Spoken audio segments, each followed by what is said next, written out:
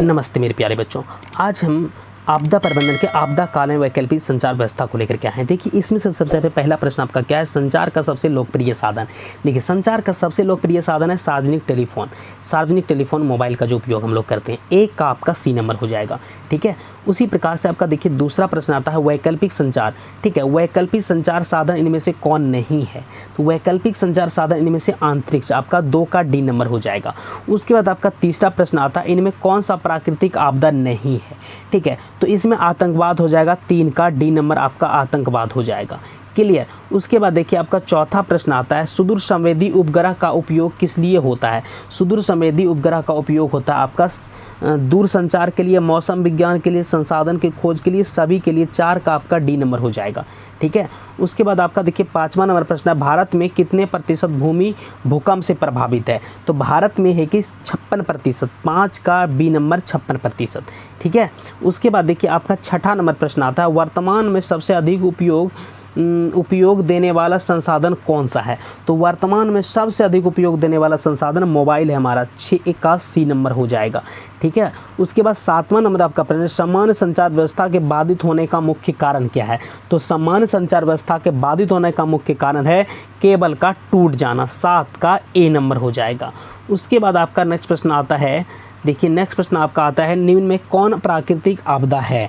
इसमें से आपको पहचान लेना है कि निम्न में से कौन प्राकृतिक आपदा है। ठीक है, प्राकृतिक आपदा, निम्न में से कौन प्राकृतिक आपदा है। देखिए निम्न में से कौन प्राकृतिक आपदा है, तो इसमें हो जाएगा आपका भूकंप, 1 का सी नंबर। उसी प्रकार से आपका दूसरा नंबर प्रश्न आता है निम्न में से कौन मानव जनित आपदा है। ठीक है, तो कौन मानव जनित आपदा है, इसमें हो जाएगा सांप्रदायिक दंगे, आतंकवाद, महामारी, सब हो जाएगा। 2 का इसमें आपका डी नंबर हो जाएगा। उसके बाद आपका तीसरा नंबर प्रश्न आता है कृषि सुखाड़ होता है। तो कृषि जो सुखाड़ होता है ना, ये मिट्टी के नमी के अभाव में होता है, 3 का बी नंबर होता है। उसके बाद आपका नेक्स्ट प्रश्न आता है बाढ़ से सबसे अधिक हानि होती है। बाढ़ से अधिक हानि होती है किसको, फसल को, पशु को, भवनों को, ये तीनों हो जाएगा, डी नंबर हो जाएगा 4 का। ठीक है, उसके बाद देखिए आपका 5वां नंबर प्रश्न आता है सुनामी प्रभावित क्षेत्रों में मकानों का निर्माण कहाँ करना चाहिए। सुनामी वाले क्षेत्रों में, तो इसमें मकान का निर्माण करना चाहिए समुद्री तट से दूर, काफ़ी ऊंचाई पर। ठीक है, तो 5 का आपका सी नंबर हो जाएगा। उसके बाद आपका 6ठा नंबर प्रश्न आता है भूस्खलन वाले क्षेत्र में ढलान पर मकान का निर्माण क्या है। तो भूस्खलन वाले क्षेत्र में ढलान पर मकान का निर्माण लाभकारी है, 6 का सी नंबर हो जाएगा। उसके बाद देखिए आपका 7वां नंबर प्रश्न क्या कहता है रिंग बांध किसके लिए उपयोगी होता है। तो रिंग बांध उपयोगी होता है बाढ़ के लिए, 7 का सी नंबर। उसके बाद आपका 8वां नंबर प्रश्न आता है भूकंप संभावित क्षेत्रों में भवनों की आकृति कैसी होनी चाहिए। तो भूकंप वाले क्षेत्रों में भवनों की आकृति आयताकार होनी चाहिए, 8 का डी नंबर हो जाएगा।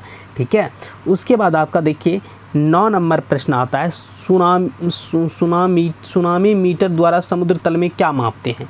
सुनामी मीटर के द्वारा समुद्र तल में हम लोग सुनामी को मापते हैं, 9 का डी नंबर हो जाएगा आपका। ठीक है, उसके बाद आपका देखिए 10वां नंबर प्रश्न आपदा प्रबंधन किसे कहते हैं। तो आपदा प्रबंधन हम लोग कहते हैं प्राकृतिक आपदाओं के दुष्परिणामों को कम करने का उपाय किया जाना, ए 10 का सी नंबर हो जाएगा। ठीक है, इसमें 11 नंबर प्रश्न आता है आपका, देखिए क्या कहता है बिहार में कितनी ज़मीन पर बहुउद्देशीय सामुदायिक भवन का निर्माण का योजना है। इसमें आपका हो जाएगा 4000 वर्ग फीट, 11 का आपका ए नंबर हो जाएगा।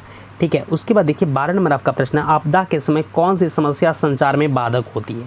तो आपदा के समय सबसे पहले मोबाइल टावर का ट्रांसमिशन टावरों का टूटना। ठीक है, 12 का ए नंबर हो जाएगा। 13 नंबर आपका प्रश्न आपदा प्रबंधन का मुख्य घटक कौन है। तो देखिए आपदा प्रबंधन का सबसे मुख्य घटक स्थानीय प्रशासन, स्वयंसेवी संगठन, गांव मोहल्ला के लोग, यानी सब हो जाएगा, डी नंबर हो जाएगा आपका 13 का। क्लियर। उसके बाद आपका 14 नंबर देखिए प्रश्न क्या कहता है। 14 नंबर प्रश्न कहता है आपका प्राकृतिक आपदा किसे कहते हैं, निम्नलिखित विकल्पों में कौन सबसे सही माना जाए। ठीक है, कौन सबसे सही माना जाए, तो ये हो जाएगा आपका जनधन को व्यापक हानि पहुंचाने वाली आकस्मिक दुर्घटना, 14 का आपका सी नंबर। क्लियर।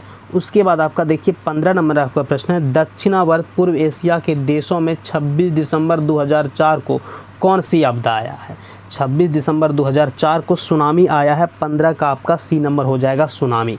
क्लियर।